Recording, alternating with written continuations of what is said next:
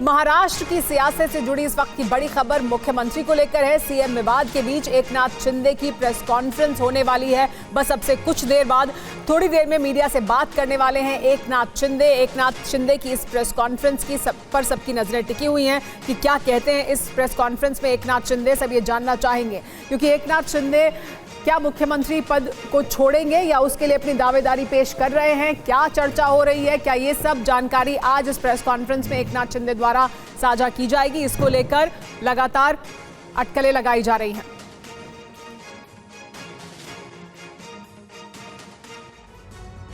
एक और बड़ी जानकारी आपको दे दें, मुख्यमंत्री का चेहरा कौन होगा महाराष्ट्र में, इसको लेकर सीएम फेस पर चर्चा के बीच देवेंद्र फडणवीस नागपुर जा रहे हैं। नागपुर रवाना होने से पहले देवेंद्र फडणवीस ने सीएम पद के सवाल पर खुलकर कुछ नहीं कहा। उन्होंने कहा कि तीनों दल मिलकर फैसला लेंगे। तीनों दल के बड़े नेता आपस में बात कर रहे हैं, अब थोड़ा इंतजार कीजिए, जल्द ही इसका फैसला हो जाएगा। देवेंद्र फडणवीस नागपुर के लिए लेकिन रवाना हो गए। चर्चा सुरू आहे, प्रश्न पुन्हा एकदा या चर्चेला लवकरच आपल्याला उत्तर मिळेल। तिन्ही पक्ष मिळून आमचे जे श्रेष्ठी आहेत त्यांच्याशी चर्चा सगळ्यांची चाललेली आहे आणि लवकरच याचं उत्तर आपल्याला मिळेल। तो हमारे साथ इस पूरे खबर पर जो एकनाथ शिंदे की प्रेस कॉन्फ्रेंस हो रही है उससे जुड़ी हुई जानकारी भी आपके साथ साझा करेंगे, लेकिन साथ ही हमारे साथ इस वक्त राजीव सिंह TV9 भारतवर्ष संवाददाता मुंबई से जुड़ गए हैं। हमारे साथ TV9 भारतवर्ष के पॉलिटिकल एडिटर अमोद राय दिल्ली से जुड़े हैं, उनसे भी बात करेंगे कि बीजेपी के भीतर क्या कुछ चल रहा है। लेकिन सबसे पहले राजीव, एकनाथ शिंदे की ये प्रेस कॉन्फ्रेंस बहुत अहमियत रखती है क्योंकि ये पहली बार है तब जबकि वो मीडिया के सामने आ रहे हैं इन सवालों के बीच कि क्या वो मुख्यमंत्री होंगे या नहीं होंगे या कौन होगा मुख्यमंत्री।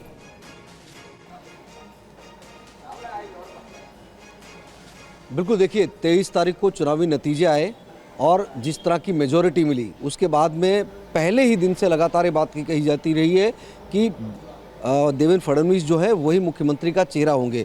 पिछली बार की स्थिति अलग थी, शिंदे जो हैं वो पार्टी से बगावत करके उन्होंने बीजेपी के साथ जाने का निर्णय लिया था। तमाम विधायक उनके साथ आए थे, तो ये कहा गया कि किस तरह से उन्होंने पार्टी को तोड़ा, उतने विधायक लाए, इसलिए पार्टी ने बीजेपी ने एक बड़ा मन दिखाया देवेंद्र फडणवीस को, यहाँ तक कि डिप्टी सीएम बनाया, जो कि उसके पहले वो सिटिंग सीएम थे। अब इस बार की स्थिति बिल्कुल अलग है। जितनी शिंदे की सीटें हैं उससे डबल से भी ज़्यादा सीटें, यानी कि सीधे तौर पर कहें तो अगर इंडिपेंडेंट एमएलएस को मिला ले तो लगभग 140 के करीब खुद बीजेपी के ही विधायक हो जाते हैं। ऐसे में देवेंद्र फडणवीस को सीएम बनाने से का जो रास्ता है वो पूरी तरह से क्लियर है। मेरी जो जानकारी है, जो बीजेपी के सूत्रों से जो बातें पता चली उसके मुताबिक 25 तारीख को ही एकनाथ शिंदे को स्पष्ट तौर पर इस तरह की जानकारी दे दी गई थी कि मुख्यमंत्री कौन होगा। और आप अगर कॉन्स्टेंटली सारी चीज़ों को मॉनिटर करें, देखें तो किस तरह से इस्तीफे के बाद से लगातार एकनाथ शिंदे ने चुप्पी साध रखी है। अमूमन एकनाथ शिंदे भले मुख्यमंत्री थे या उसके पहले कोई और अलग मंत्री थे, हमेशा मीडिया के सामने आते थे, बात करते थे, कोई भी विषय होता था। लेकिन जब से उन्होंने इस्तीफा दिया तब से लेकर अभी तक उन्होंने मीडिया से कोई बात नहीं की। इसी चुप्पी को लेकर सवाल उठ रहे थे। इसी वजह से एकनाथ शिंदे जो हैं अब मीडिया से मुखातिब होने वाले हैं और वो भी अपने ठाणे के घर पे। ये भी एक बहुत महत्वपूर्ण बात है। अमूमन वो वर्षा बंगले पर प्रेस कॉन्फ्रेंस बुलाते हैं, मुंबई से के तमाम पत्रकार वहां जाते हैं, लेकिन आज उन्होंने ठाणे के घर पे पत्रकार परिषद बुलाई है और मुंबई से तमाम पत्रकार जो है ठाणे पहुंच रहे हैं। तो जाहिर बात है कि पत्रकार परिषद की अहम से नहीं कर रहे हैं ये प्रेस कॉन्फ्रेंस, मीडिया से बात वो अपने घर से करेंगे, ठाणे में उनके घर से करने वाले हैं। लेकिन राजीव, एक और बड़ी खबर आ रही है, पहले ये खबर देख लेते हैं फिर अमोद राय से भी बात करेंगे। बड़ी जानकारी है कि महाराष्ट्र में नई सरकार गठन की तैयारियां तेज हो गई हैं। अश्विनी वैष्णव और भूपेंद्र यादव मुंबई जा सकते हैं। सहयोगी दलों से बात करेंगे दोनों नेता, क्योंकि मुख्यमंत्री पद के बारे में तो फैसला होना ही है, लेकिन किसको कितने मंत्रालय मिलेंगे, कौन कौन सा मंत्रालय कहाँ होगा, ये सब मुद्दे भी अभी आयरन आउट होने, इस मुद्दे पर भी चर्चा होनी है। तो ये जानकारी मिल रही है कि अश्विनी वैष्णव और भूपेंद्र यादव मुंबई जा सकते हैं। हमारे साथ अमोद राय लेकिन यहाँ जुड़े हुए हैं दिल्ली से। अमोद, ये संकेत मिल रहे हैं कि एकनाथ शिंदे जब प्रेस कॉन्फ्रेंस करेंगे तो उसमें स्थिति साफ करेंगे कि क्या उनको जानकारी है या क्या उनका रुख है मुख्यमंत्री के पद को लेकर। लेकिन बीजेपी में क्या चर्चा है, बीजेपी में क्या ये मत साफ है कि किसी भी सूरत में मुख्यमंत्री पद बीजेपी के पास ही रहने वाला है? देखिए, निश्चित तौर पे बीजेपी के जो कार्यकर्ता हैं और जो स्थानीय नेता हैं, उनकी यही मंशा है कि बीजेपी का ही मुख्यमंत्री महाराष्ट्र में बनना चाहिए, तब जब बीजेपी ने 89 का स्ट्राइक रेट वहाँ स्कोर किया हो। और ख़ास करके बीजेपी को ऐसा लगता है कि बीजेपी अब तक का सबसे बेहतरीन परफॉर्मेंस किया है बीजेपी ने, और 132 सीटों के साथ चुनाव जीती है, तो कहीं ना कहीं उसके मुख्यमंत्री के लिए ये वोट मिला है। रही बात कि बीजेपी का जो आला नेतृत्व है, शीर्ष नेतृत्व है, वो क्या सोचता है, तो बीजेपी के आला नेतृत्व का ये सोच है कि इस पूरे विषय पर बहुत आराम से फैसले लेने की ज़रूरत है। और चूंकि बीजेपी आला नेतृत्व ये चाहता है कि उसका मुख्यमंत्री बने, लेकिन वो ये भी मैसेज नहीं देना चाहता कि किसी भी तरह से एकनाथ शिंदे के साथ व्यवहार अच्छा नहीं हुआ, कुशल व्यवहार नहीं हुआ। इसलिए इसमें जितना समय गुजरेगा, बीजेपी आलाकमान को लगता है कि जो टाइम बार्गेन होगा उससे धीरे धीरे चीज़ें सेटल होंगी और अपना मुख्यमंत्री, बीजेपी का मुख्यमंत्री वहां बिठाने में आसानी रहेगा। और एकनाथ शिंदे का भी जो कद है वो कहीं गिरेगा नहीं, क्योंकि बीजेपी के सामने सबसे बड़ी चुनौती जो है, सुमेरा, जो चर्चा है कि बीजेपी के कार्यकर्ता जरूर चाहते हैं और बीजेपी के समर्थक जरूर चाहते हैं कि वहाँ मुख्यमंत्री बीजेपी का हो, लेकिन जिस तरह से इस बार मराठा वोट ने एक साथ वोट डाला है महायुति को और शरद पवार को नकार दिया है, तो बीजेपी को लगता है कि पहली बार मराठाओं ने बीजेपी और महायुति को वोट किया है, तो किसी तरह से मराठा मानस में गलत संदेश न जाए, इसको लेकर एक सटल ढंग से बहुत सोच समझकर सारा निर्णय लिया जा रहा है।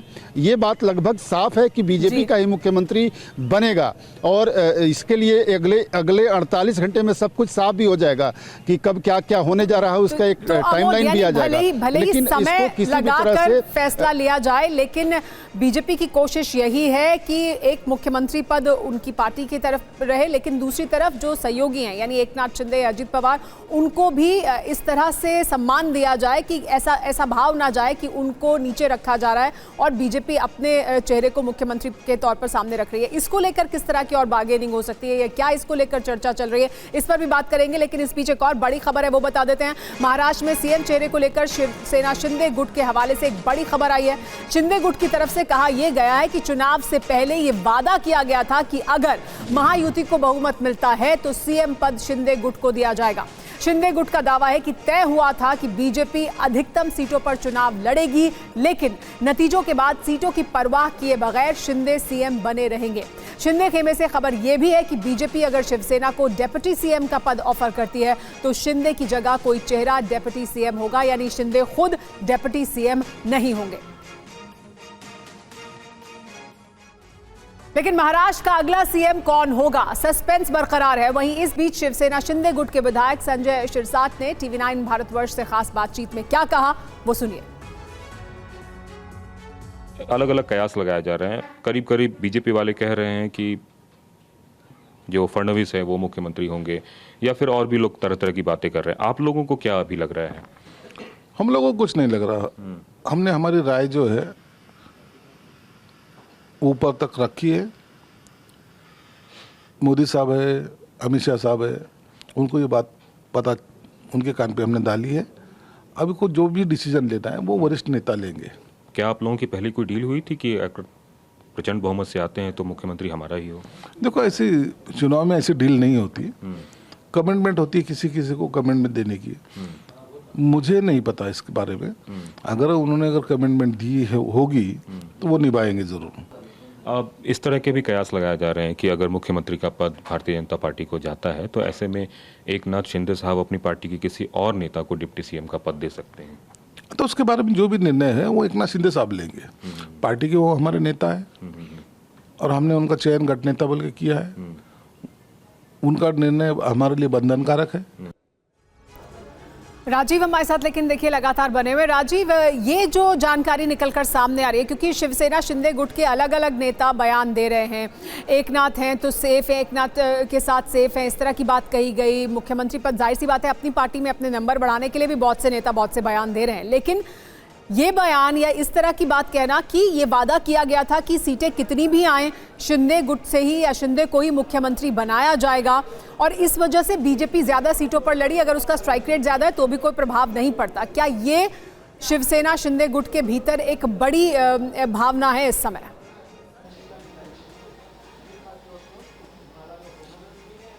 बिल्कुल नहीं। देखिए शिंदे गुट में जिस तरह से कुछ एक नेता, हर नेता ऐसा कह रहा है ऐसा नहीं है, बहुत सारे ऐसे नेता हैं जो इस विषय पर बात करने से भी परहेज कर रहे हैं। कई नेताओं से हमने बात करने की कोशिश की, कोई कैमरे के सामने तो आ नहीं रहा है, अप्रोक्ष रूप से ज़रूर कह रहा है कि भाई जो होना चाहिए वो सिस्टम से होना चाहिए ताकि महायुति का जो धर्म है उसका पालन हो जाए। जो नेता खुलकर कैमरे के सामने ये बातें कह रहे हैं कि इस तरह का कमिटमेंट था, जाहिर बात है कि एकनाथ शिंदे के कुछ करीबी नेता हैं, मुखर नेता हैं, वो इस तरह की बात कर रहे हैं। लेकिन जब तक एकनाथ शिंदे की तरफ से खुद ये बात ना कही जाए कि इस तरह का कोई कमिटमेंट हुआ था, तब तक इस बात को सही मानना गलत होगा, क्योंकि एकनाथ शिंदे ही ये बता सकते हैं कि आखिर सच्चाई क्या थी। राजीव, क्या ये दबाव बनाने की राजनीति के तहत भी ऐसा किया जा रहा है कि एकनाथ शिंदे के करीबी नेता, जो मुखर नेता हैं, वो इस तरह के बयान दे रहे हैं ताकि एक तरह का दबाव महायुति के भीतर बना रहे शिंदे गुट की तरफ से? देखिए थोड़ी देर पहले ही दीपक केसरकर, जो कि कैबिनेट मंत्री हैं, एकनाथ शिंदे गुट के विधायक भी हैं, उनसे थोड़ी देर पहले मैंने बात की तो उन्होंने इस बात को एक लाइन में कहा कि इस तरह का निर्णय होना चाहिए ताकि शिंदे हो या फडणवीस, दोनों का बड़प्पन नजर आए। इस बात का क्या अर्थ निकाला जा सकता है? यानी कि कहीं ना कहीं एकनाथ शिंदे को भी नसीहत दे रहे हैं और फडणवीस के लिए भी वही बात कह रहे हैं, और कहीं ना कहीं बहुत सारे ऐसे नेता हैं जो इस तर्क को एक्सेप्ट करते हैं कि अगर बीजेपी पहली बार 50 साल के इतिहास में महाराष्ट्र की राजनीति में कोई पार्टी इतनी ज़्यादा सीटें लाई है और या गठबंधन के तौर पर भी इतनी बड़ी जीत मिली है, तो उस पार्टी का मुखिया जो है वो मुख्यमंत्री पद पर बैठना चाहिए। अब विषय यह है कि एकनाथ शिंदे अगर ये प्रेशर टैक्टिक का इस्तेमाल करें तो इसके पीछे कौन लोग हैं? इसके पीछे भी दो से तीन ऐसे नाम सामने आ रहे हैं जो लगातार कहीं ना कहीं एकनाथ शिंदे को भी प्रभावित करने की कोशिश कर रहे हैं। हालांकि उन्हीं 2-3 नेताओं का भी नाम डिप्टी सीएम की रेस में चलाया जा रहा है, क्योंकि उसके पीछे की मंशा ये है कि अगर एकनाथ शिंदे दिल्ली तक का रास्ता तय करते हैं तो उनके लिए महाराष्ट्र की राजनीति में उनकी अपनी जो स्ट्रेंथ है वो बढ़ जाएगी। लेकिन एकनाथ शिंदे महाराष्ट्र छोड़कर दिल्ली जाना नहीं चाहते। उसके पीछे भी एक बड़ी वजह है, महाराष्ट्र में लगभग 2 दर्जन से ज्यादा महानगर पालिका के चुनाव होने हैं, बहुत सारे लोकल बॉडी के भी चुनाव होने हैं, और इस वक्त जो है पूरा मामला कोर्ट में भी है। तो फिर क्या फॉर्मूला हो सकता है राजीव? तो फिर क्या फॉर्मूला हो सकता है, इस पर भी बात करते हैं। हमारे साथ अमोद बने हुए। अमोद, आपके पास आए उससे पहले एक बड़ी खबर बता देते हैं।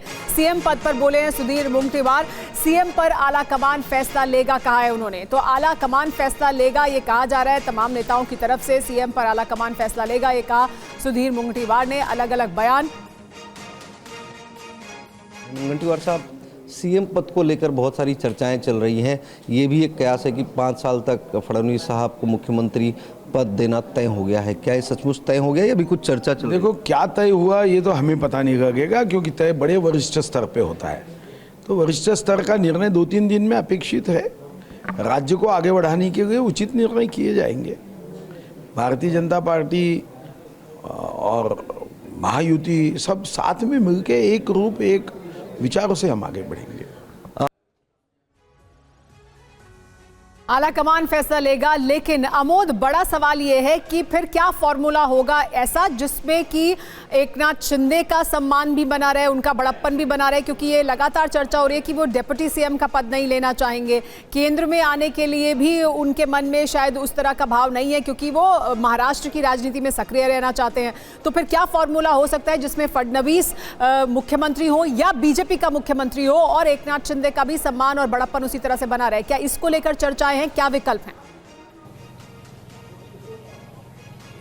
देखिए, बीजेपी के नेताओं से जो मेरी चर्चा हुई, जो जानकारी लेने की कोशिश मैं कर रहा था, उसमें उनका साफ तौर पे ये कहना था कि एकनाथ शिंदे ऑलरेडी पहले देवेंद्र फडणवीस कैबिनेट में मंत्री रह चुके हैं, तो वो कोई इशू नहीं है। हाँ, ये जरूर है कि उन्होंने 2.5 साल मुख्यमंत्री के तौर पे काम किया, तो देवेंद्र फडणवीस उनके साथ सहयोगी के तौर पर, उप मुख्यमंत्री के तौर पर काम किए, तो महाराष्ट्र में ऐसी कोई दिक्कत होनी नहीं चाहिए, क्योंकि कद वहाँ घटता है जहाँ आपसी विश्वास का अभाव होता है। ये बीजेपी के शीर्षस्थ नेताओं का मानना है। लेकिन हाँ, ये जरूर है कि हो सकता है एकनाथ शिंदे ना चाहते हो कि उप मुख्यमंत्री उनके देवेंद्र फडणवीस के अंदर में काम करे, तो उसके लिए उनको दिल्ली में मौका दिया जा सकता है, और हो सकता है कि एकनाथ शिंदे के बेटे को महाराष्ट्र में मौका दिया जाए, जो यहाँ अभी सांसद हैं। तो कई तरह की बातें हैं, लेकिन अभी क्या इस पे फॉर्मूला चॉकआउट होगा ये अभी तय नहीं हुआ है। ये जानकारी जरूर मिल रही है कि 2 नेता, केंद्रीय नेता दिल्ली से मुंबई जाने वाले हैं। कब जाएंगे, हालांकि दोनों नेता मिले थे, अभी समय वो लोग नहीं बता रहे हैं। लेकिन कब वो जा रहे हैं, भूपेंद्र यादव जो वहाँ के प्रभारी हैं और अश्विनी वैष्णव जो सह प्रभारी है, दोनों जाने वाले हैं मुंबई, और मुंबई जाकर सारे घटक दलों से, ये दोनों ही घटक दलों से बैठक करेंगे। खास करके अजीत पवार से कोई दिक्कत आ नहीं रही है। जो अगर चर्चा होनी है वो चर्चा होनी है एकनाथ शिंदे और उनकी पार्टी से, तो ये जाके एक फॉर्मूला चॉकआउट करेंगे कि किस तरह से ट्रांजिशन इसको ठीक किया जाए और कैसे बीजेपी के मुख्यमंत्री के लिए रास्ता मजबूत किया जाए। ये चर्चाएं आज हो सकती हैं। और उसके अलावा गृह मंत्री के साथ जो बैठक की चर्चा आ रही है कि ये बैठक एक बार मुंबई में होने के बाद दिल्ली में गृह मंत्री के साथ भी बैठक करने आ सकते हैं महायुति के सभी नेता दिल्ली अगले 24 घंटे के अंदर। तो अभी डेवलपमेंट है, देखते हैं होता क्या है। चर्चाओं लेकिन का ये दौर जरूर जारी है कि महाराष्ट्र और समय लिया जा रहा है ताकि फैसला इस तरह से हो कि सबकी जो रजामंदी है उसमें शामिल हो और सबकी भावनाओं का सम्मान और ध्यान भी रखा जाए। लेकिन हमारे साथ कुमार कुंदन भी जुड़ गए हैं जो एकनाथ शिंदे के घर के बाहर मौजूद हैं। यहीं पर बस सबसे कुछ देर में प्रेस कॉन्फ्रेंस होने वाली है। हमारे साथ राजीव भी लगातार जुड़े हुए हैं, उनके पास भी चलेंगे। कुमार, लेकिन सबसे पहले आपसे जानना चाहेंगे कि अभी इस वक्त वहां पर क्या जानकारी मिल रही है, क्योंकि बताया गया था कि बस 3 बजे ये प्रेस कॉन्फ्रेंस शुरू होगी, तो कितने समय में प्रेस कॉन्फ्रेंस शुरू हो सकती है?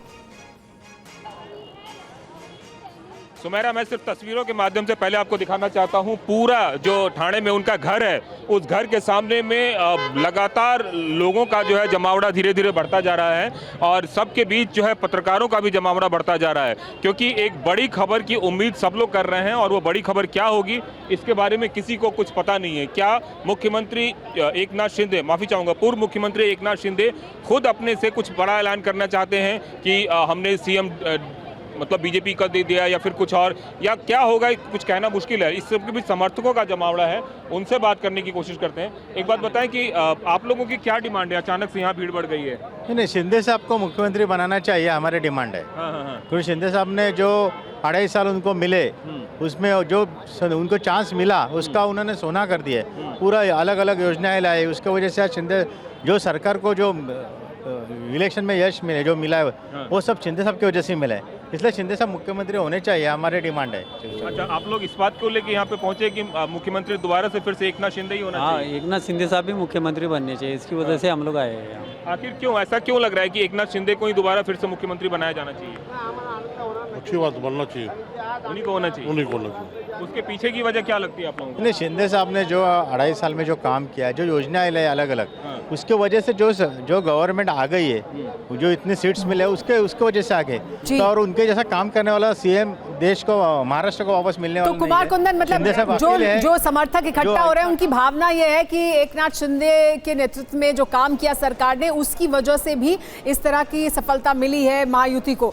राजीव, क्या ये जो शिवसेना शिंदे गुट के सामने एक बड़ी चुनौती है कि उनके कार्यकर्ता भी महाराष्ट्र में भी जो बीजेपी को एक जीत मिली है उसमें शिंदे गुट का ये कहना है कि हमारा भी बहुत बड़ा योगदान है, और मुख्यमंत्री पद के लिए ही जो पहले शिवसेना थी उसके साथ भी बहुत सिर फुटबॉल हुई थी, तो क्या अब सिर्फ शिंदे गुट की तरफ से कोशिश ये है कि उन्हें ज्यादा से ज्यादा हिस्सेदारी मिल जाए, या मुख्यमंत्री पद पर कोई निगोशिएशन नहीं है, या मुख्यमंत्री पद उन्हें चाहिए ही? दरअसल क्या भावना आपको शिंदे गुट के भीतर से मिल रही है कि मुख्यमंत्री पद तो छोड़ने के लिए राजी हो जाएंगे लेकिन उन्हें हिस्सेदारी ज्यादा से ज्यादा चाहिए?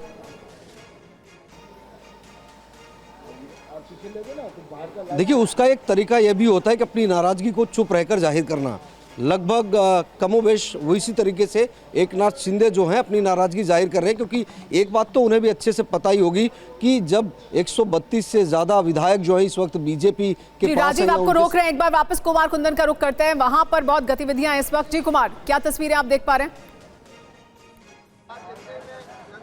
देखिए, मैं तस्वीरों में जो आपको दिख रहा हूँ कि जहाँ तक नजर जा रही होगी लोग हैं और बड़ी संख्या में लोग बात भी करना चाहते हैं। एक बात बताएं, आप लोग की क्या डिमांड हो रही है, किस तरह से नारेबाजी हो रही है? शिंदे साहब मुख्यमंत्री बनने चाहिए, हमारी यही डिमांड है। महाराष्ट्र के जनता की डिमांड है, शिंदे साहब यहाँ पे मुख्यमंत्री वापस एक बार होना चाहिए।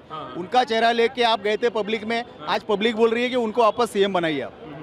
तो उनका भी ये भी कहना है कि जिस तरीके से मतलब महायुति में नेता लोग बैठ के बात करेंगे, बीजेपी का भी हो सकता है, फडणवीस साहब भी हो सकते हैं, आप लोगों को क्यों लगता है शिंदे साहब को? ये जो सीटें ज़्यादा कम आई है ये इसका आप कैलकुलेशन नहीं कर सकते। आप सीट ज़्यादा लड़े थे, आपकी सीटें ज़्यादा आई है, हमने सीटें कम लड़ी थी, हमारी सीटें कम आई है। लेकिन यहाँ पे जो भी सीटें आई है महायुति की है, और मुझे ऐसा लग रहा है कि मोदी साहब ने और अमित शाह जी ने यहाँ पे महाराष्ट्र में हमारे शिंदे साहब को वापस मुख्यमंत्री बनाना चाहिए। कहीं ये 2019 वाली स्थिति तो नहीं हो जाएगी जब ठाकरे साहब इसी बात को लेकर छोड़ के चले गए थे? देखिए, हमारा हिंदुत्ववादी सरकार है, हमारे शिंदे साहबों ने यहाँ पर गौ रक्षा के बारे में निर्णय लिया हो, तो साधु संतों कार्यकर्ताओं के बीच ये भावना है कि हिंदुत्व- भले ही हमने कम सीट लड़ी लेकिन बीजेपी ने ज्यादा सीट लड़ी, इस वजह से उनका स्ट्राइक रेट ज्यादा है। मुख्यमंत्री लेकिन एकनाथ शिंदे को होना चाहिए, ये एकनाथ शिंदे के समर्थक मांग कर रहे हैं। जाहिर सी बात है उनकी ये भावना भी है, लेकिन एकनाथ शिंदे क्या कहने वाले हैं वो हम आपको दिखाएंगे जैसे ही ये प्रेस कॉन्फ्रेंस शुरू होगी। उससे जुड़ी हर खबर आपको लगातार हम दिखाएंगे। एकनाथ शिंदे कुछ देर में लाइव होंगे। क्या कहना है एकनाथ शिंदे का मुख्यमंत्री पद को लेकर महाराष्ट्र में मुख्यमंत्री कौन होगा, किस दल का होगा, ये सस्पेंस बरकरार है। ऐसे में एकनाथ शिंदे की प्रेस कॉन्फ्रेंस होनी है, लेकिन कुछ समय लग रहा है, कुछ देरी हो रही है एकनाथ शिंदे की इस प्रेस कॉन्फ्रेंस में। एकनाथ शिंदे क्या कहेंगे इस प्रेस कॉन्फ्रेंस में, ये हर कोई सुनना और जानना चाहता है। एकनाथ शिंदे के घर के बाहर ही मौजूद हैं TV9 भारतवर्ष संवाददाता कुमार कुंदन। कुमार, यहाँ पर कार्यकर्ताओं और नेताओं के पहुंचने का सिलसिला जारी है, कार्यकर्ता बड़ी संख्या में इकट्ठा हैं। क्या जानकारी मिल रही है, क्यों देर हो रही है प्रेस कॉन्फ्रेंस में? एकनाथ शिंदे घर में मौजूद हैं इस वक्त।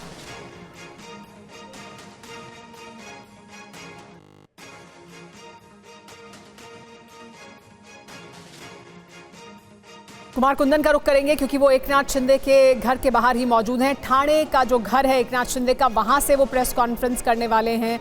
इस वक्त एकनाथ शिंदे इस्तीफा देने के बाद इस वक्त कार्यभार संभाल रहे हैं मुख्यमंत्री का, लेकिन हर किसी के मन में ये सवाल है, खासतौर पर शिवसेना शिंदे गुट के समर्थकों और कार्यकर्ताओं में, कि क्या एकनाथ शिंदे मुख्यमंत्री होंगे या नहीं। अगर वो मुख्यमंत्री नहीं होंगे तो फिर क्या फॉर्मूला है जिस पर सहमति बनी है महायुति के भीतर।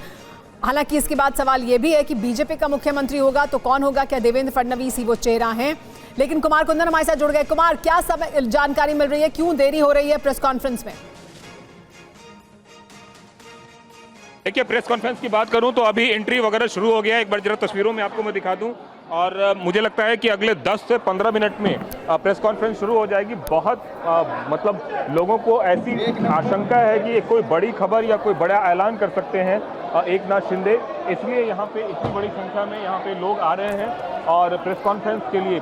तो जो तैयारी है, मतलब जो ऑफिशियल प्रोसेस है वो एक तरह से शुरू हो गया है, लोगों की एंट्री हो रही है, और मुझे लगता है कि अगले 5 से 10 मिनट में, मैक्सिमम 10 मिनट में इस बात का ऐलान हो जाएगा कि एकनाथ शिंदे क्या चाहते हैं और किस बात का वो ऐलान करने जा रहे हैं। जी हाँ, तो एकनाथ शिंदे क्या चाहते हैं, क्या ऐलान करने वाले हैं, जाहिर सी बात है क्योंकि कुमार कुंदन ये बहुत ज़रूरी होगा एकनाथ शिंदे के लिए भी, उनके कार्यकर्ताओं के भीतर, उनके समर्थकों के भीतर ये बड़ी मांग है, और स्वाभाविक भी है कि वो चाहते हैं कि एकनाथ शिंदे मुख्यमंत्री हो। तो एकनाथ शिंदे के लिए ज़रूरी है कि वो एड्रेस करें अपने कार्यकर्ताओं को, अपने समर्थकों को, और जो भी इस पूरे मुद्दे पर उनका पक्ष है वो सामने रखें।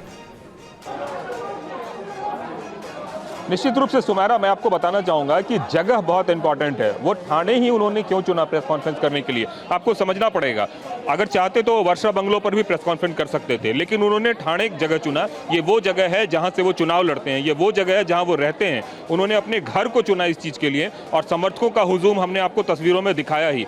तो यह बताने के लिए काफ़ी है कि इस पूरे मतलब सोच, इसके पूरे जो ऐलान है उसके पीछे की सोच क्या है। सोच निश्चित रूप से एक बड़ा पॉलिटिकल डिसीजन है, जिस डिसीजन का ऐलान वो अपने घर से करना चाहते हैं, अपने समर्थकों के बीच से करना चाहते हैं, न कि वर्षा बंगलों से करना चाहते हैं। तो इसके लिए एकनाथ शिंदे ने उस जगह को चुना है जहां उनका निवास स्थान है। और मैं आपको दिखाना चाहूँगा कि जो लगातार भीड़ है वो बढ़ रही है, और जो हम जहाँ पे खड़े थे, जहाँ पे कि उनके समर्थक खड़े थे, उनके समर्थक बार बार मुख्यमंत्री बनाने को लेकर नारेबाजी कर रहे थे। तो एक जो पॉस्चरिंग है, क्योंकि पॉलिटिक्स में पॉस्चरिंग का काफ़ी इंपॉर्टेंस होता है, और उन्होंने अपने घर को चुना है इस चीज़ के लिए, और यहाँ से वो अभी ऐलान करने जा रहे हैं। क्या ऐलान करते हैं इस पर सबकी नज़र है, लेकिन ये ज़रूर है कि महाराष्ट्र विधानसभा चुनाव के परिणाम के बाद पहली बार वो इस तरीके से ऑफिशियली बोलेंगे।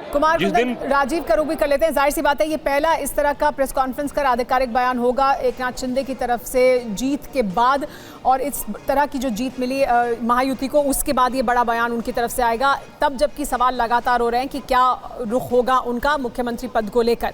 लेकिन राजीव, वर्षा बंगले को ना चुनकर ठाणे में अपने घर से प्रेस कॉन्फ्रेंस कर रहे हैं। क्या इसे इस तरह से माना जाए कि वो क्योंकि मुख्यमंत्री पद से इस्तीफा दे चुके हैं, अपने गढ़ में, अपने घर में, अपने समर्थकों और कार्यकर्ताओं के बीच वो प्रेस कॉन्फ्रेंस करेंगे? इसे किस तरह से रीड कर रहे हैं आप? बिल्कुल, देखिए, जो ठाणे शहर है या ठाणे जिला है, धर्मवीर आनंद दिघे के बाद में अगर किसी भी शिवसेना के नेता का अगर नाम लिया जाता है तो एकनाथ शिंदे हैं, जिनके बारे में कहा जाता है कि वो धर्मवीर आनंद दिघे की भी विरासत को लेकर चल रहे हैं, बाला साहब ठाकरे की भी विरासत को लेकर चल रहे हैं, और इसी विरासत को उन्होंने हासिल करने के लिए शिवसेना, जो कि संयुक्त रूप की शिवसेना थी, उसे तोड़ दिया। तमाम विधायक भी उनके साथ चले गए। तो जाहिर बात है कि अगर वहाँ पर, जब मैंने पहले ही कहा था कि जिस जगह पर प्रेस कॉन्फ्रेंस कर रहे हैं वो जगह बहुत मायने रखती है। ठाणे एक ऐसी जगह है जो कि शिवसेना का गढ़ है। मुंबई को भले शिवसेना का गढ़ कहा जाता है, लेकिन ठाणे को एकनाथ शिंदे का गढ़ माना जाता है। अपने गढ़ में, अपने किले में अगर वो प्रेस कॉन्फ्रेंस कर रहे हैं तो अपने लोगों के बीच में निश्चित तौर पर एक मैसेज देंगे। ये भी माना जा रहा है कि मैसेज जो है बहुत ही सकारात्मक होगा, ऐसा नहीं है, लेकिन जो हुजूम होगा, जो भीड़ होगी, जिस तरह की परिस्थितियां मन नजर आएगी, जिस तरह से कुंदन तमाम तस्वीरें दिखा रहे, वो भी कहीं ना कहीं उन तस्वीरों के जरिए बीजेपी को ये जताने की कोशिश है कि ये जो फैसला है, ये जो उन पर लादा गया है, जिस तरह से कमिटमेंट कराया गया है, या शायद अंदर खाने कोई चर्चा हुई होगी, आज बीजेपी उसे नहीं मान रही है, जिस तरह से दूसरे कुछ नेता कह रहे हैं, तो वो कहीं ना कहीं मजबूरी में मान रहे हैं। हालांकि एकनाथ शिंदे के पास भी दूसरा कोई ऑप्शन नहीं है, वो किसी अन्य पार्टी के साथ जा नहीं सकते हैं। वहाँ एकनाथ शिंदे का डिप्टी सीएम बन भी जाए तो जैसा कि आमोद जी बता रहे थे, उसमें कोई बहुत बड़ी ऐसा नहीं है कि विसंगतियाँ हैं, क्योंकि एकनाथ शिंदे जो है फडणवीस के अंडर में पहले भी काम कर चुके हैं। पीडब्ल्यूडी मंत्रालय उनके पास में था और फडणवीस जानते थे कि उद्धव ठाकरे उन्हें कहीं ना कहीं साइडलाइन कर रहे थे, इसीलिए महाराष्ट्र का जो सबसे बड़ा प्रोजेक्ट था समृद्धि महामार्ग, वो उनके जिम्मे दिया गया था। तो ऐसा नहीं कि एकनाथ शिंदे के लिए कोई बहुत बड़ी नाराजगी की वजह हो सकती है, लेकिन राजनीति में लेकिन राजीव तब में और अब में तो परिस्थितियां बहुत बदल गई हैं। अब एकनाथ शिंदे जो शिवसेना है उसके सबसे बड़े नेता हैं, यानी एकमात्र नेता हैं, अब वो चेहरा है शिवसेना का, क्योंकि चुनाव में जिस तरह की हार उद्धव ठाकरे गुट की हुई है, शिवसेना के उद्धव ठाकरे गुट की, उसके बाद एकनाथ शिंदे, जाहिर सी बात है, उनके कार्यकर्ता, समर्थक, नेता वो खुद ये कह रहे हैं कि, और वो पहले से कह रहे थे कि हम ही हैं शिवसेना। तो अब वो शिवसेना के सबसे बड़े नेता हैं, ना सिर्फ वो तब उद्धव ठाकरे की पार्टी में एक नेता थे, हालांकि बहुत बड़ा कद था उनका तब भी, लेकिन अब परिस्थितियां बदली हुई हैं उनके लिए भी शिवसेना के भीतर। देखिए, परिस्थितियां एकनाथ शिंदे के लिए बदली हैं, बीजेपी के लिए नहीं बदली हैं। बीजेपी उल्टा इस चुनाव में और भी गेन की है, क्योंकि पिछली बार बीजेपी के पास में 105 विधायक थे, इस बार बीजेपी के खुद के अपने 132 है, निर्दलीयों का साथ लेकर 140 के करीब जा रहा है। तो एकनाथ शिंदे राजनीति के बहुत माहिर खिलाड़ी हैं, वो अपनी नाराजगी अपनी चुप्पी के जरिए जता रहे हैं, और जिस जगह पर उन्होंने चुना है कहीं ना कहीं उन तस्वीरों के जरिए भी जताना चाह रहे हैं, लेकिन उनके पास कोई दूसरा ऑप्शन नहीं है। अब आगे का क्या, बीजेपी के भीतर क्या हो रहा है वो भी जान लेते हैं। आमोद राय का रुख करते हैं। आमोद, क्योंकि बीजेपी के भीतर क्या सोच है, बीजेपी के भीतर क्या किया जा रहा है, किस तरह की रणनीति अख्तियार की जा रही है कि बीजेपी का मुख्यमंत्री बने और शिवसेना शिंदे गुट को भी और अजित पवार को भी खुश रखा जाए, इसको लेकर क्या क्या स्ट्रैटेजी है जिस पर काम हो रही है, बीजेपी के भीतर क्या चल रहा है?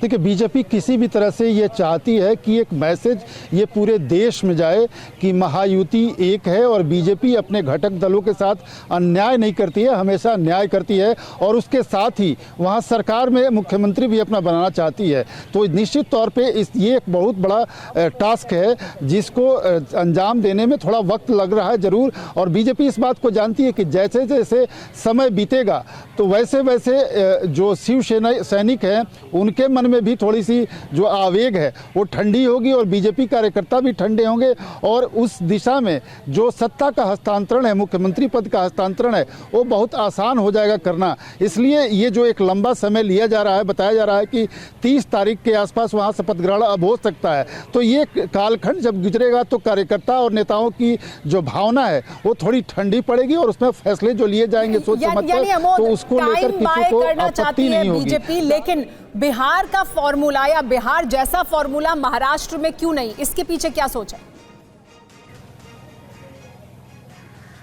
देखिए, बीजेपी महाराष्ट्र और बिहार दोनों को दो राज्य के तौर पे देखना चाहती है। बिहार में आज तक बीजेपी कभी मुख्यमंत्री अपना बना नहीं पाई। सदा उसका जब से गठबंधन है जेडीयू से, नीतीश कुमार को मुख्यमंत्री प्रोजेक्ट करके बीजेपी चुनाव सदा लड़ती रही, ये बीजेपी का कहना है। लेकिन मुंबई में जो महाराष्ट्र में इस बार चुनाव लड़ा गया है, तो कभी ये नहीं कहा गया बीजेपी के किसी नेता के द्वारा कि हमारे मुख्यमंत्री अगले एकनाथ शिंदे ही होंगे। हमेशा बीजेपी के नेता हों या एकनाथ शिंदे हों या अजीत पवार हों, तीनों ही ने ये कहा है, हर मंच पे कहा कि जब भी चुनाव हो जाएगा तो बीजेपी के शीर्षस्थ नेतृत्व तय करेंगे, हम मिल बैठकर आपस में तय करेंगे कि अगला मुख्यमंत्री कौन होगा। यहाँ मुख्यमंत्री प्रोजेक्ट नहीं किया गया था, ये बात साफ है। ये दूसरी बात कि एकनाथ शिंदे को जब मुख्यमंत्री बनाया था बीजेपी में, तब परिस्थितियां भिन्न थी। बीजेपी को वहाँ सरकार का गठन करना था और नंबर चाहे कम था एकनाथ शिंदे के पास, लेकिन मैजिकल फिगर था। बीजेपी 106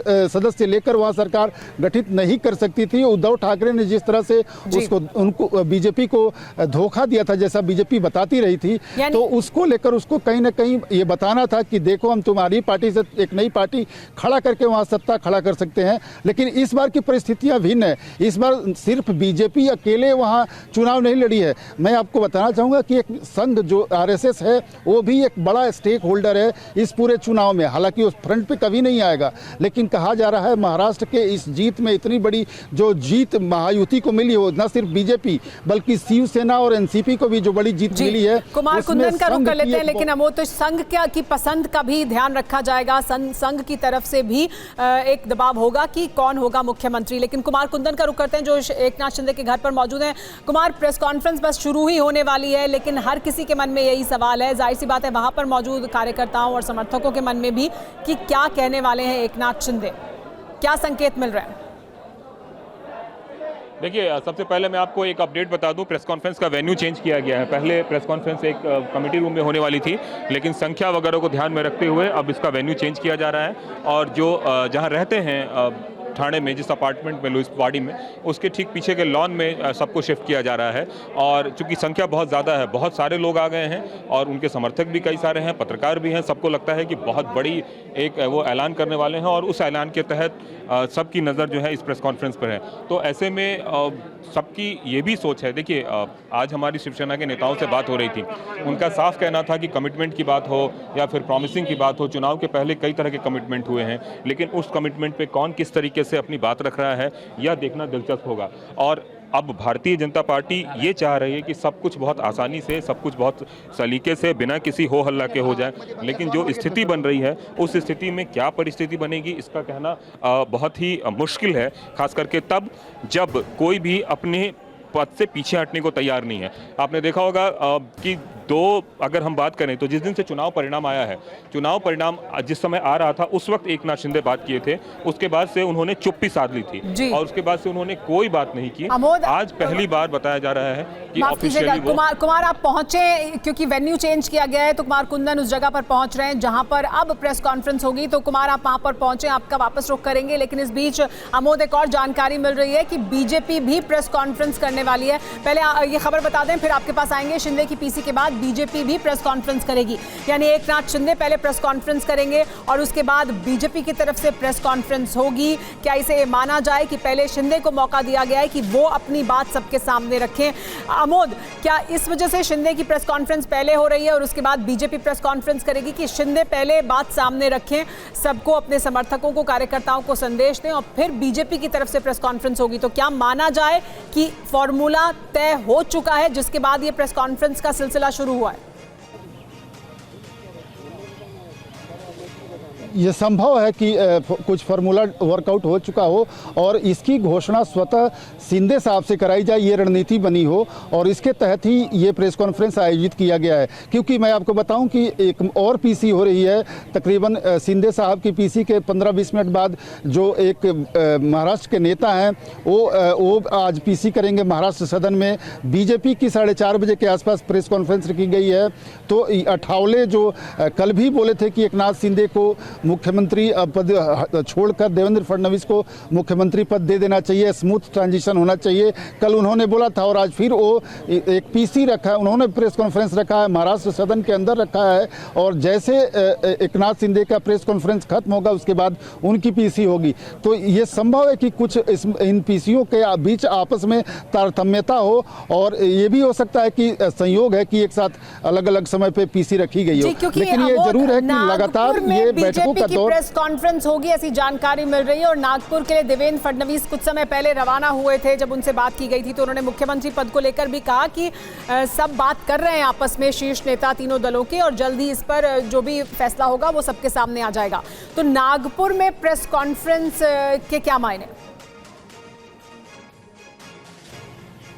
निश्चित तौर पे देखिए, नागपुर देवेंद्र फडणवीस पहुंच रहे हैं और वहाँ बीजेपी पीसी कर रही है, और वो पीसी एकनाथ शिंदे की पीसी के बाद रखी गई है।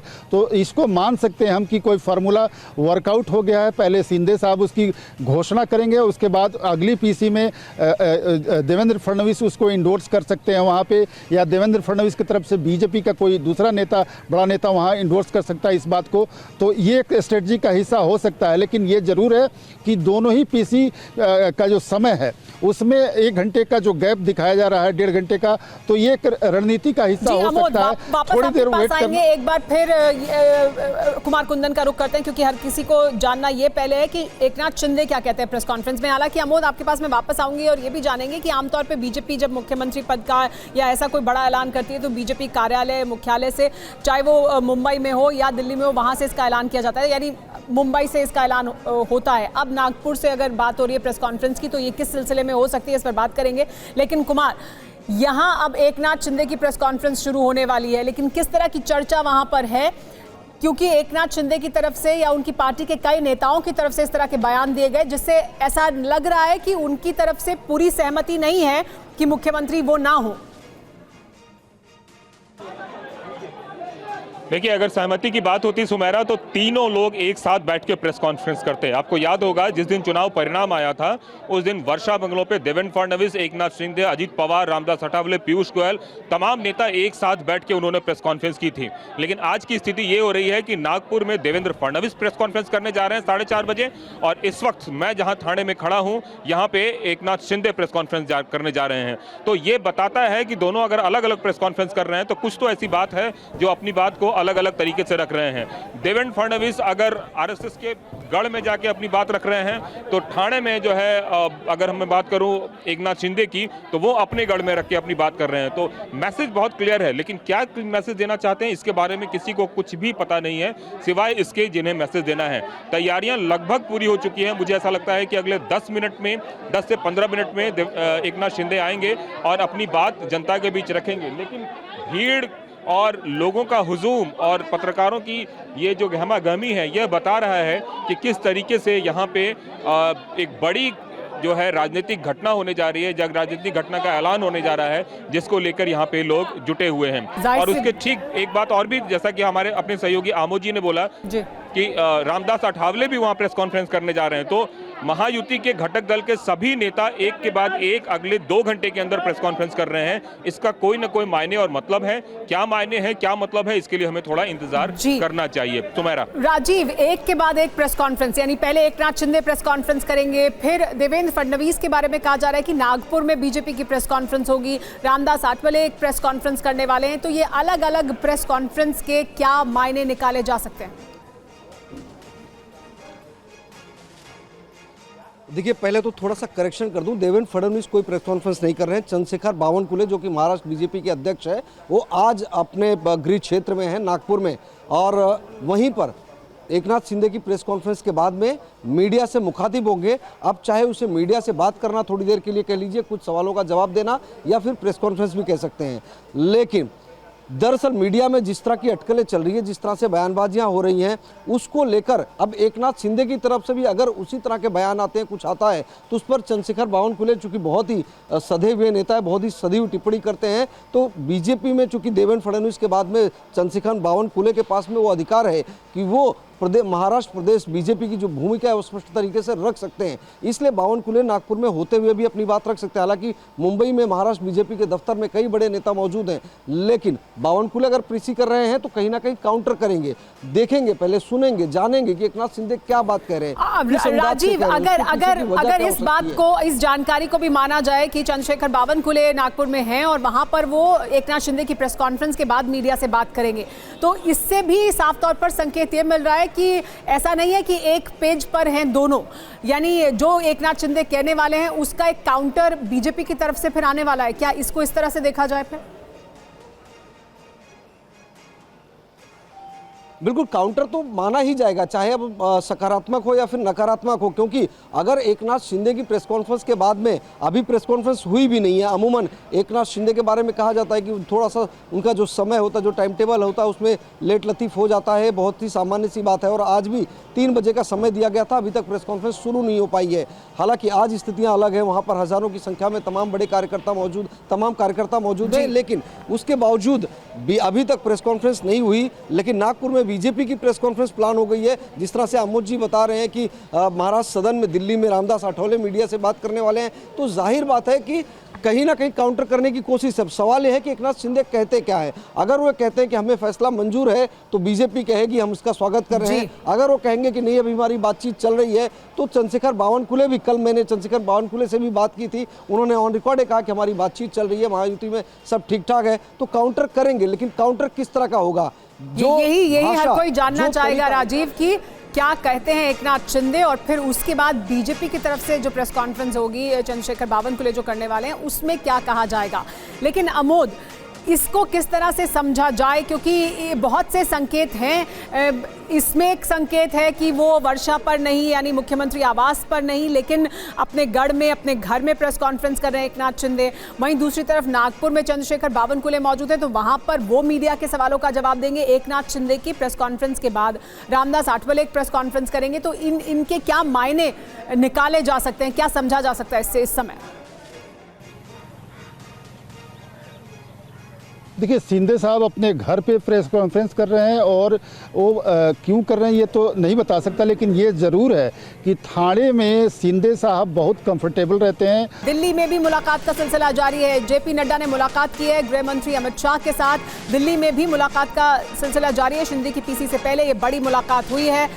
जेपी नड्डा ने मुलाकात की है गृह मंत्री अमित शाह से। तो एक तरफ महाराष्ट्र में गतिविधियां तेज हुई हैं, प्रेस कॉन्फ्रेंस का सिलसिला शुरू होने वाला है, तो वहीं दिल्ली में भी शिंदे की प्रेस कॉन्फ्रेंस से पहले जेपी नड्डा की मुलाकात हुई है। उन्होंने मुलाकात की है गृह मंत्री अमित शाह के साथ। तो दिल्ली में भी गतिविधियां तेज हैं। दिल्ली से इससे पहले भी जानकारी सामने आई थी कि अश्विनी वैष्णव और भूपेंद्र यादव मुंबई का रुख कर सकते हैं। अमोद हमारे साथ लगातार बने हुए हैं। अमोद, शिंदे की प्रेस कॉन्फ्रेंस से पहले अब ये जानकारी आ रही है कि यहाँ इधर जेपी नड्डा ने मुलाकात की है गृह मंत्री अमित शाह के साथ।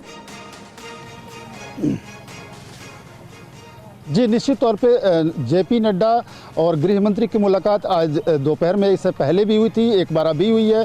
आज ये दूसरी मुलाकात बताई जा रही है और उनकी मुलाकात, चूंकि सदन चल रहा था, पार्लियामेंट में थे, अगल बगल में कमरे हैं और मिल भी रहे हैं। महाराष्ट्र के डेवलपमेंट के लिहाज से ये अहम भी है, जहां हर घंटे हर मिनट चर्चा हो रही है, तो इस बाबत इस पर चर्चा होना लाजमी है कि महाराष्ट्र में जो शिंदे साहब प्रेस कॉन्फ्रेंस कर रहे हैं उसके पहले मुलाकात हुई है, तो जो वहाँ डेवलपमेंट हो रहा है कहीं ना कहीं उसको आप जोड़कर इससे देख सकती हैं। हमारे साथ आनंद प्रकाश पांडे भी जुड़ गए। अमोद, उनका भी रुख कर लेते हैं, उनसे भी जानकारी ले लेते हैं। आनंद प्रकाश पांडे, जानकारी मिल रही है कि इधर महाराष्ट्र में गतिविधियां तेज हैं, एकनाथ शिंदे की प्रेस कॉन्फ्रेंस होने वाली है, उससे पहले मुलाकात हुई है जेपी नड्डा और गृह मंत्री अमित शाह की। क्या कोई और जानकारी इस मुलाकात से संबंधित?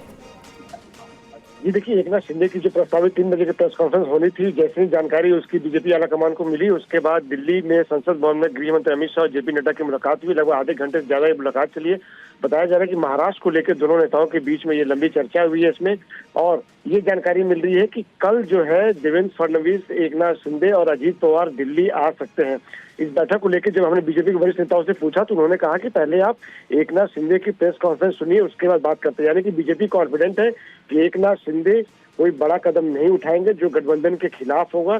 तो ऐसे में बीजेपी का ये भी कहना है कि रही बात सीएम की, तो कभी भी पार्टी जो है चुनाव के पहले सीएम को लेकर कमिट नहीं करती है, खासतौर से अगर गठबंधन की बात हो तो। और बीजेपी का ये कहना है कि जो भी बातचीत हुई है उसमें बीजेपी तरफ यही कहा गया है कि चुनाव बाद नतीजों के बाद सीएम को लेकर चर्चा की जाएगी। तो ऐसे में जो शिंदे गुट की तरफ से दावा किया जा रहा है कि बीजेपी नेताओं ने पहले ही कहा था कि अगर सरकार बनती है तो मायावती की सरकार बनने पे एकनाथ शिंदे को सीएम बनाया जाएगा। तो इस बात को बीजेपी के सूत्र वो खारिज कर रहे हैं। वो कह रहे हैं कि बीजेपी ने कभी ऐसा कोई कमिटमेंट पहले की बैठकों में नहीं किया है कि मायावती की सरकार बनने पे एकनाथ शिंदे को ही मुख्यमंत्री बनाया जाएगा। हाँ, ये जरूर है कि बीजेपी ने पहले भी कहा है और बीजेपी ये कहती रही है कि गठबंधन का सीएम कौन होगा इसको चुनाव नतीजों के बाद ही इसको तय किया जाएगा और तीनों दल बैठ के तय करेंगे।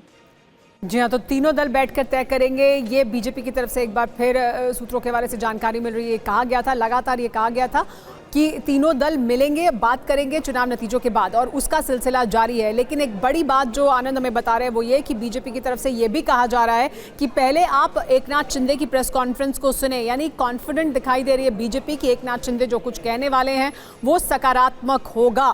इस पर कुमार कुंदन का रुख कर लेते हैं। कुमार कुंदन, आप वहीं मौजूद हैं। देखिए, अभी आनंद प्रकाश पांडे ने जानकारी दी कि कैसे मुलाकात होने वाली है। मुलाकात हुई है जेपी नड्डा और गृह मंत्री अमित शाह की। ये जानकारी सामने आने के बाद मैं आऊंगी आपके पास। हमारे साथ TV9 भारतवर्ष के सभी संवाददाता बने हुए हैं, लेकिन एकनाथ शिंदे क्या कहने वाले हैं इस पर सबकी नजर टिकी हुई है।